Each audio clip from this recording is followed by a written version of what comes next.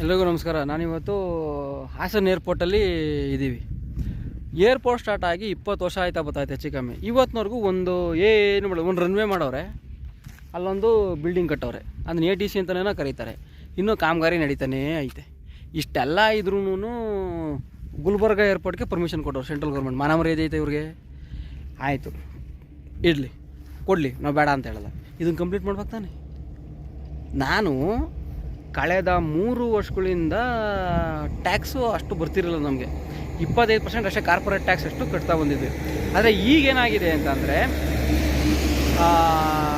ಬರೋ ಜನವರಿಯಿಂದ ಏನಾಗಿದೆ, ಬಿಸ್ನೆಸ್ಸು ಎಕ್ಸ್ಪೋರ್ಟ್ ಕಂಪ್ಲೀಟ್ ಹೋಗ್ತಾ ಇರೋದ್ರಿಂದ 16 ಲಕ್ಷದವರೆಗೂ ನಮಗೆ ಬರೀ GST ಲಯಬಿಲಿಟಿ ಬರ್ತಾಯಿದೆ. ನಾನು 16 ಲಕ್ಷ GST ಕಟ್ಟಿ 113 ರೂಪಾಯಿ ದುಡ್ಡು ಬರ್ತಾಯಿದ್ದಪ್ಪ. ನನಗೆ ಬರೋದೆಷ್ಟು ಅಮ್ಮಮ್ಮ ಅಂದರೆ 2 ಲಕ್ಷ ರೂಪಾಯಿನೂ ಬರ್ಬೋದು. 14 ಲಕ್ಷಕ್ಕೆ 13% GST ಅಂತಂದರೆ ನನಗೆ ಆಗ್ತಾ ಇರೋ ಅನ್ಯಾಯ ಎಷ್ಟು? 14 ಲಕ್ಷ ಒಟ್ಟೂರ್ದು ಬೆಂಕಿ ಇಕ್ಕೊಂಡಂಗುತ್ತೆ. ಕಷ್ಟಪಟ್ಟು ದುಡ್ದುಬಿಟ್ಟು ನಾನು ಉತ್ತರ ಪ್ರದೇಶದವ್ರನ್ನ, ಬಿಹಾರದವ್ರನ್ನ ಸಾಕ್ಬೇಕಾ? ನನ್ನ ಮನೆಗೆ ಬೆಂಕಿ ಇಕ್ಕೊಂಡು ಇದ್ಯಾವ ಸೀಮೆ ನ್ಯಾಯ ಇದು? ಯಾರು ಹೇಳೋರಿಲ್ಲೋ ಕೇಳೋರಿಲ್ವ? ಅದಕ್ಕೆ ಈಗ 1 ದಿನದಾಗ ಬಂದುಬಿಟ್ಟಿದ್ದೀನಿ. ನಾನು GST ಪೇ ಮಾಡಲ್ಲ. ನಾನು ಕಾರ್ಪೊರೇಟ್ ಟ್ಯಾಕ್ಸ್ 25% ನಾನು ಪೇ ಮಾಡಲ್ಲ. ಅರೆಸ್ಟ್ ಮಾಡೋದಾರೆ ಮಾಡಿಬಿಡ್ಲಿ, ಹಾಗೇ ಬಿಡೋಣ. ದಿವಸ ಜೈಲಿಗೆ ಹೋಗೋದ್ರೆ ಹೋಗೇ ಬಿಡೋಣ, ಹಂಗಾದ್ರೂ ಹೋಗಲಿ. ಯಾಕೆ ಕಟ್ಟಬೇಕು? ಕಷ್ಟಪಟ್ಟು ನೋಡಿ, 193 ಕೋಟಿ ರೂಪಾಯಿ, 240 ಕೋಟಿ GST ಕಲೆಕ್ಟ್ ಆಗ್ತದೆ. ಸೆಸ್ಸು ಮಣ್ಣು ಮಸಿ ಅಂತೇಳಿ ಹಾಸನ್ನಿಂದ 200 ಕೋಟಿ ಖರ್ಚು ಮಾಡಿಬಿಟ್ಟು ಒಂದು ಏರ್ಪೋರ್ಟ್ ಮಾಡೋಕ್ಕಾಗಲ್ಲ. ಅರ್ಥ ಏನು? ನಾನು ಏರ್ಪೋರ್ಟ್ ಅಥಾರಿಟಿ ಆಫ್ ಇಂಡಿಯಾದಲ್ಲಿ ಓರಲ್ಲ ಕೇಳಿದ್ರೆ, ಅವರು ಕರ್ನಾಟಕ ಮೂಲಸೌಕರ್ಯ ಅಭಿವೃದ್ಧಿ ನಿಗಮ ಆಯ್ತಲ್ಲ, ಅವ್ರ ಮೇಲೆ ಹೇಳ್ತಾರೆ ಪರ್ಮಿಷನ್ ಇಲ್ಲ, ದುಡ್ಡು ಕೊಟ್ಟಿಲ್ಲ ಅಂತ. ಕರ್ನಾಟಕ ಮೂಲಸೌಕರ್ಯ ಅಭಿವೃದ್ಧಿಯವ್ರನ್ನ ಕೇಳಿದ್ರೆ ಅವರು ಏರ್ಪೋರ್ಟ್ ಅಥಾರಿಟಿ ಆಫ್ ಇಂಡಿಯಾದ ಕೊಡ್ತಾರೆ. ನೀವೇನು ದನ ಕಾಯಾಕಿದ್ದೀರಾ ಇಬ್ರು? ಸರಿ ಆಯಿತು, ಅವ್ರಿಗೆ GST ಪೇ ಮಾಡೋಣ ಅಂತಲೇ ಇಟ್ಕೊಳ್ಳೋಣ. GST ಪೇ ಮಾಡಿದ್ರು ನನ್ನ ಮನೆಗೆ ಎಷ್ಟು ಕೊಡ್ತೀರಾ ನೀವು ಸೆಂಟ್ರಲ್ ಗೌರ್ಮೆಂಟ್ನವರು? ನಿಮಗೆ ಓಲಿ GST ರೂಲ್ಸನ್ನು ಫಾಲೋ ಮಾಡಿದ್ದೀರಾ. ಆಂಧ್ರಕ್ಕೆ 7,000 ಕೊಟ್ಟಿದ್ದೀರಾ. GST ಕೌನ್ಸಿಲ್ ಇದ್ರ ಪ್ರಕಾರ GST ತೆರಿಗೆ ಹಂಚಿಕೆ ಡಿಸ್ಟ್ರಿಬ್ಯೂಷನ್ ಆಗಬೇಕಾದ್ರೆ ಒಂದು 3-4 ಮಾನದಂಡ ಐತೆ. ಒಂದು ವಿಸ್ತೀರ್ಣ, ಜನಸಂಖ್ಯೆ, ಇದೆಲ್ಲದನ್ನು ನೋಡ್ಬಿಟ್ಟು GST ಹಂಚಿಕೆ ಆಗಬೇಕು ಅಂತ ಐತೆ. ಆಂಧ್ರ ಜನಸಂಖ್ಯೆ ಎಷ್ಟು? ಕರ್ನಾಟಕ ಜನಸಂಖ್ಯೆ ಎಷ್ಟು? ನಮ್ಗೆ 6,500 ಕೋಟಿನ, ಅವ್ರಿಗೆ 7,000 ಕೋಟಿನ ಕೊಟ್ಟಿರೋದು. ಬಜೆಟಲ್ಲಿ 15,000 ಕೋಟಿ ದುಡ್ಡು ಅವ್ರಿಗೆ ಕೊಟ್ಟಿದ್ದಾರೆ. ನಮ್ಗೇನು ಕೊಟ್ರಪ್ಪ ನೀವು ಬಜೆಟಲ್ಲಿ? ಈ ವರ್ಷದ ಬಜೆಟಲ್ಲಿ 24-25 ಬಜೆಟಲ್ಲಿ 17 ಜನ ಗೆದ್ಕೊಂಡು ಹೋಗೋರೆ. ಕರೆಕ್ಟ್ ಅಲ್ವಾ? ಇಲ್ಲಿ ಸ್ಟೇಟ್ ಗೌರ್ಮೆಂಟ್ನವ್ರು ಏನು ಹೇಳ್ತಾರೆ, ಅವ್ರ ಮೇಲೆ ಹೇಳ್ತಾರೆ ಸೆಂಟ್ರಲ್ ಗೌರ್ಮೆಂಟ್ನವರು ಇವ್ರ ಮೇಲೆ ಹೇಳ್ತಾರೆ. ಅದ್ರ ಅರ್ಥ ನಾವೆಲ್ಲ ದಂಡ್ಪಿಣ್ಗಳಾಗ್ಬಿಟ್ಟಿದ್ರು. ಅದಕ್ಕೆ ಒಂದೇನು ಅಸಹಕಾರ ಕೊಡಬೇಕು. ಯಾವುದೇ ಕಾರಣಕ್ಕೂ ಇನ್ನು ಮುಂದಕ್ಕೆ ನಾನು GST ಪೇ ಮಾಡಲ್ಲ. ನೀವು ಏನು ಬೇಕಾದ್ರೂ ಮಾಡ್ಕೊಳ್ರಪ್ಪ. ಯಾವ IT, CBI, ED, ಯಾರು ಪೊಲೀಸು, COD, CID, ಲೋಕಾಯುಕ್ತ ಯಾರನ್ನು ಬೇಕಾದ್ರೂ ನನ್ನ ಮೇಲೆ ಚೂಬಿಡ್ರಿ, ನನಗೇನು ಭಯ. ನಾನು ಅದೇ GST ಕಟ್ಟಲ್ಲ. GST ಕಟ್ಟಲೇಬೇಕು ಅನ್ನಂಗಿದ್ರೆ ಏರ್ಪೋರ್ಟು ಇನ್ನೊಂದು ವರ್ಷದಲ್ಲಿ ರೆಡಿ ಆಗಬೇಕು. ಆ ರೀತಿ ನೀವು ಕೊಡಬೇಕು. ಇಲ್ಲಾಂದ್ರೆ ನಾನು GST ಕಟ್ಟಲ್ಲ.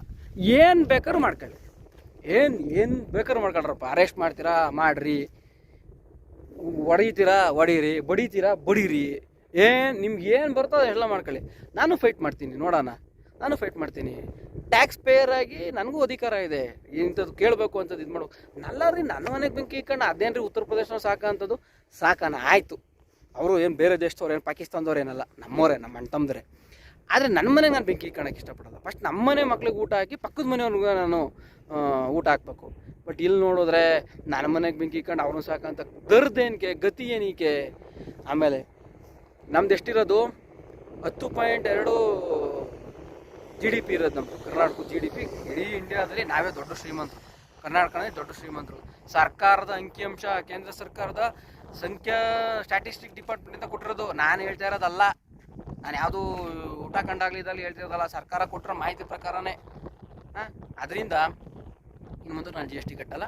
ನೀವೇನು ಬೇಕಾದ್ರೂ ಮಾಡ್ಬೋದು. ನೀವು ಅರೆಸ್ಟ್ ಕೂಡ ಮಾಡ್ಬೋದು. ನಾನು ಎಲ್ಲೂ ಓಡಾಗಲ್ರಿ, ನಾನು ಇಲ್ಲೇ ಇರ್ತೀನಿ. ಇಲ್ಲ ಮೈಸೂರಲ್ಲಿ ಇರ್ತೀನಿ, ಇಲ್ಲ ಹಾಸನದಲ್ಲಿ ಹೋಟೆಲಲ್ಲಿ ಓಡಾಡ್ತಿರ್ತೀನಿ. ನಾನು ನಂಬರಿಗೆ ಫೋನ್ ಮಾಡಿರಿ, ನಾನು ಯಾವಾಗ ಬೇಕಾದ್ರೂ ಸಿಗ್ತೀನಿ. ನನಗೇನು ಭಯ ಇಲ್ಲ.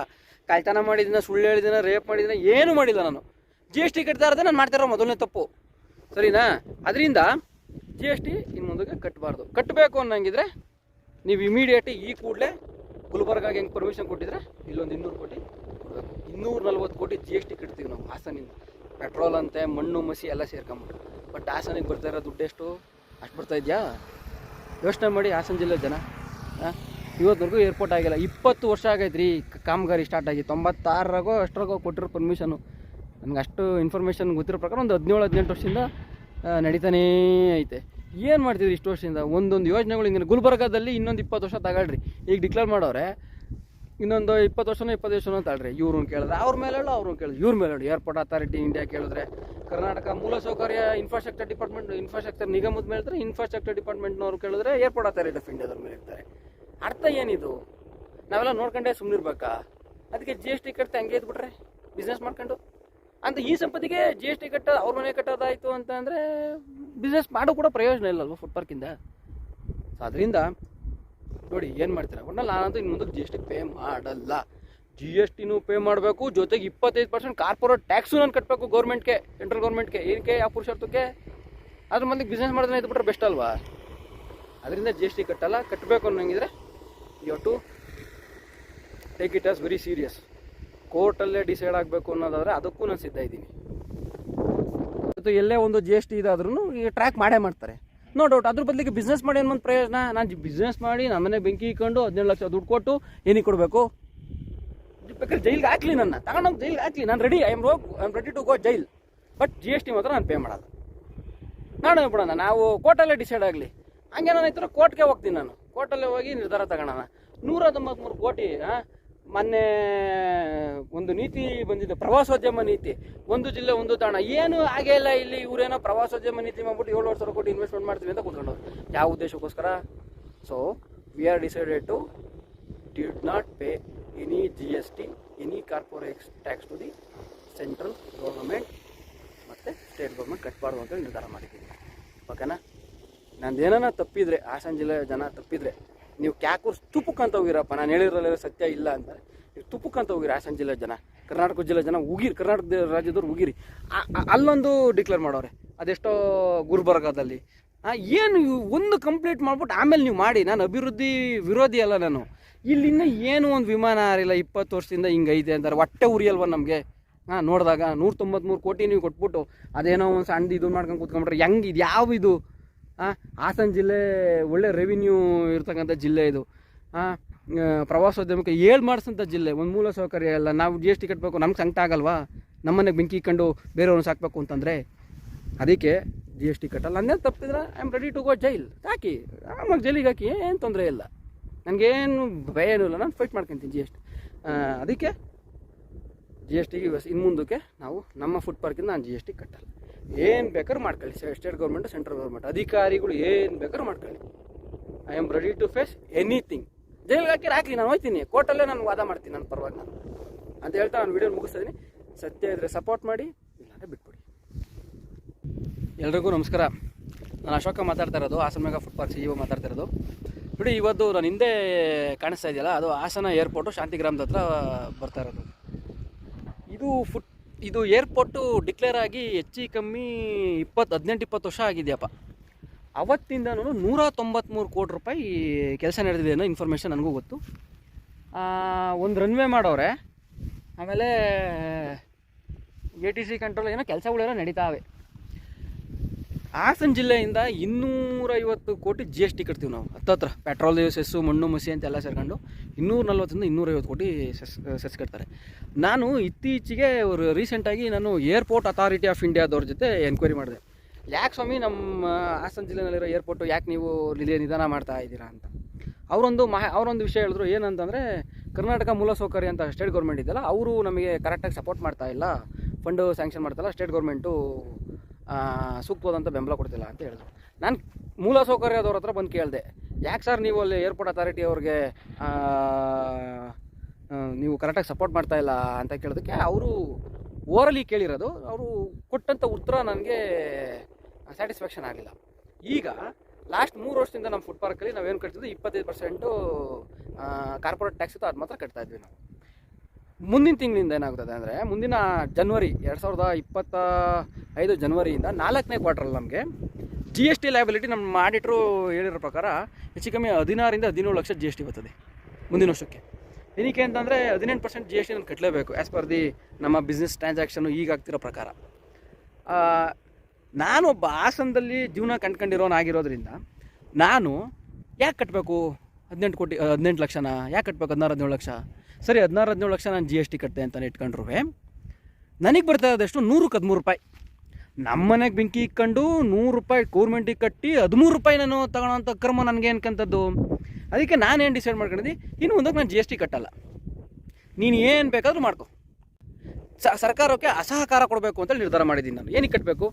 100 ರೂಪಾಯಿ ಕಟ್ಟಿ 13 ರೂಪಾಯಿ ನನಗೆ ವಾಪಸ್ ಕೊಟ್ಟು ನನ್ನ ಮನೆಗೆ ಬೆಂಕಿ ಇಕ್ಕೊಂಡು ಉತ್ತರ ಪ್ರದೇಶನ ಸಾಕಬೇಕು, ನನ್ನ ಮನೆಗೆ ಬೆಂಕಿ ಇಕ್ಕೊಂಡು ಬಿಹಾರನ ಸಾಕಬೇಕು, ನನ್ನ ಮನೆಗೆ ಬೆಂಕಿ ಇಕ್ಕೊಂಡು ಆಂಧ್ರನ ಸಾಕಬೇಕು. ಅದಂಥ ಕರ್ಮ ನಮಗೆ ಎಂತದ್ರಿ? ಅದಂಥ ಕರ್ಮ ನಮಗೆ ಎಂಥದ್ದು? ಇವ್ರನ್ನ ಕೇಳಿದ್ರೆ ಅವ್ರ ಮೇಲೆ ಹೇಳ್ತಾರೆ, ಅವ್ರನ್ನ ಕೇಳಿದ್ರೆ ಇವ್ರ ಮೇಲೆ ಹೇಳ್ತಾರೆ. GST ಕಟ್ಟೋಕೆ ಮಾತ್ರ ನಾವು ಬೇಕಲ್ವಾ ನಿಮಗೆ? 250-4 ಲಕ್ಷ ಕೋಟಿ GST ಕಟ್ಟಿದ್ದೀವಿ. ನಮ್ಮ ಯೋಗ್ಯತೆಗೆ 40,000 50-55 ಸಾವಿರ ಕೋಟಿ ಕೊಡ್ತಾ ಇದ್ದಾರೆ. 4 ಲಕ್ಷ ಕೋಟಿ ಇಲ್ಲ ಅರ್ಥ ಏನದು? ಹಂಗಂದ್ರೆ ನಾವು ಯಾರು ಕನ್ನಡದವ್ರು ಯಾರೂ ಇಲ್ವೇ ಇಲ್ವಾ?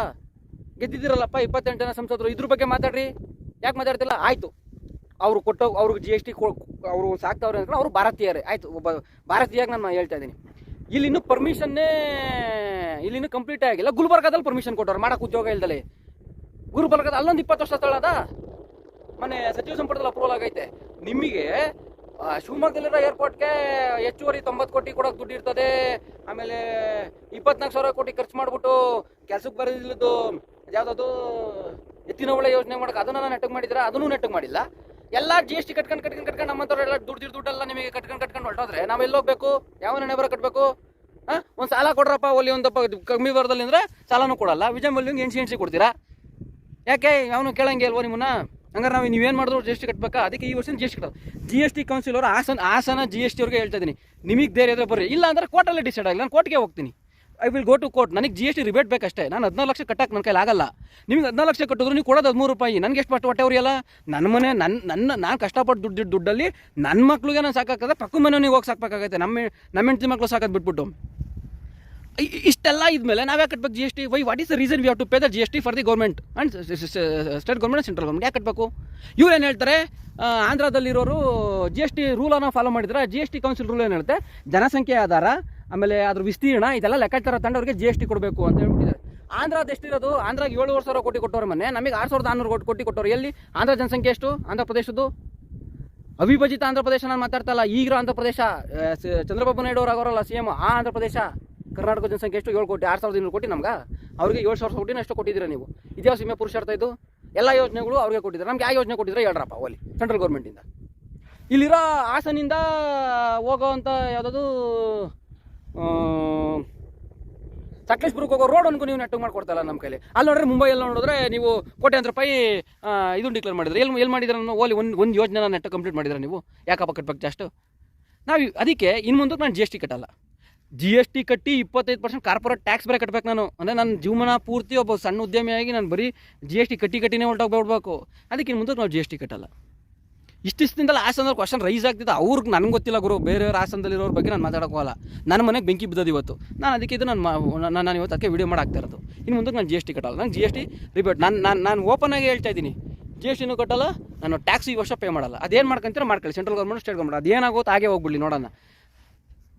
ಪ್ರಜೆ ಆಗಿರೋ ನನಗೆ ಅಧಿಕಾರ ಜಾಸ್ತಿನ, ಪ್ರಜೆಗಳಿಂದ ಹೋಗಿರೋ ನಿಮಗೆ ಅಧಿಕಾರ ಜಾಸ್ತಿನ ನೋಡೇ ಬಿಡೋಣ ಸತಿ. ಕೋರ್ಟಲ್ಲಿ ಡಿಸೈಡ್ ಆಗೋ ಹೋಗ್ಬಿಡಿ. ಅದಕ್ಕೆ ಇನ್ನು ಮುಂದೆ GSTನ ಕಟ್ಟಲ್ಲ. ಅದಕ್ಕೆ ಇನ್ನು ಮುಂದೆ GST ಕಟ್ಟಬಾರ್ದು ಅಂತಲೇ ಉದ್ದೇಶಕ್ಕೋಸ್ಕರನೇ ವೀಡಿಯೋ ಮಾಡಿಬಿಟ್ಟು ಸರ್ಕಾರ ಗಮನಕ್ಕೆ ತರ್ತಾ ಇದ್ದೀನಿ ನಾನು. ಇಲ್ಲ ನಿಮಗೆ ನಾವು GST ಕಟ್ಟಬೇಕು, ಕರೆಕ್ಟಾಗಿ ವ್ಯವಹಾರ ನಡೀಬೇಕು ಅಂತಂದರೆ ರಿಲೀಸ್ ಮಾಡಿ. 240 ಕೋಟಿ ದುಡ್ಡು ತಗೊಂತೀರಾ ಸೆಂಟ್ರಲ್ ಸ್ಟೇಟಿಂದ. ನಮಗೊಂದು ಏರ್ಪೋರ್ಟ್ಗೆ ಕಂಪ್ಲೀಟ್ ಆಗೋದಕ್ಕೆ ಒಂದು 200 ಕೋಟಿ ಅಲಾಟ್ಮೆಂಟ್ ಮಾಡೋಕ್ಕಾಗಲ್ವಾ? 193 ಕೋಟಿ ಕೆಲಸ ಆಗ್ತೈತೆ. ಏನು ಕೆಲಸ ಆಗ್ತೈತೆ ಅಲ್ಲಿ ನೋಡಿ ನೋಡೋಣ. ಈಗ ಅವ್ನು ಕಾಂಪೌಂಡ್ ಕಟ್ಟೋರೆ, ಒಂದು ರನ್ವೇ ಮಾಡೋರೆ, ಒಂದು ATC ಇಲ್ಲ, ಒಂದು ಇದೆಲ್ಲ ಇದನ್ನು ಮಾಡೋಕ್ಕೆ 20 ವರ್ಷ ಬೇಕಿತ್ತಾ? ಸೊ ಈ ಉದ್ದೇಶದಿಂದ ಇಡೀ ಹಾಸನ ಜಿಲ್ಲೆಗೆ ನಾನು ಕೇಳೋದು, ಯಾವುದೇ ಕಾರಣಕ್ಕೂ GST ಕಟ್ಬಿಟ್ಟೆ. ಅದೇನಾಗೋಗುತ್ತೋ ಆಗೋಗ್ಲಿ, ನಾವಿರೋದು ಒಕ್ಕೂಟ ಸರ್ಕಾರದಲ್ಲಿ ನೋಡ್ಕೊಂಡೆ ಬಿಡೋಣ. ಅದೇನಾಗೋಗುತ್ತೋ ಆಗೋಗ್ಬಿಡಿ ಸತಿ. ಇಲ್ಲ ಒಂದು ನನ್ನ ಅರೆಸ್ಟ್ ಮಾಡಲಿ, ನನಗೇನು ಭಯ ಇಲ್ಲ. ಜೈಲಿಗೆ ತಗೊಂಡೋಗಲಿ, ನನಗೇನು ಭಯ ಇಲ್ಲ. ನಾನು ರೆಡಿ, ನಾನು ಜೈಲಿಗೆ ಹೋಗಕ್ಕೆ ರೆಡಿ. ಯಾಕೆಂದರೆ ಸುಳ್ಳು ಮಾಹಿತಿನಂತೂ ಸರ್ಕಾರ ಕೊಡೋಕ್ಕಾಗಲ್ಲ. ಯಾಕೆಂದರೆ ಇವತ್ತು